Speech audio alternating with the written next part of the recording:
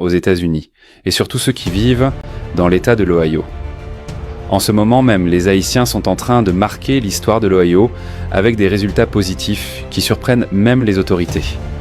Selon le gouverneur républicain Mike DeWine, il n'y a aucun doute, je déclare mon respect et mon admiration pour les Haïtiens et je ne regrette pas d'avoir défendu cette communauté face aux accusations du président, notamment dans la ville de Springfield, Ohio. Oui, tu as bien entendu. Un gouverneur républicain qui félicite les immigrants haïtiens. Et ce n'est pas tout. Il ajoute que ce sont les Haïtiens qui ont aidé à développer l'Ohio, pas seulement Springfield, mais dans tout l'État. Dans les industries, les entreprises de construction, les usines automobiles, ce sont les Haïtiens qui travaillent jour et nuit, pendant que d'autres refusent de ces emplois. Et il faut dire la vérité, il y a 5 ans, avant l'arrivée massive des Haïtiens, l'Ohio était une zone morte, sombre, sans vie. Le gouverneur dit aujourd'hui, les Haïtiens ne sont pas mauvais comme certains veulent le faire croire. Dans l'Ohio, les Haïtiens ne sont pas impliqués dans des crimes, ni dans des vols de voitures, ni dans des braquages. Leur priorité, c'est le travail. Et les chiffres sont là. L'économie de l'Ohio a augmenté de 15 à 25% depuis l'arrivée massive des Haïtiens.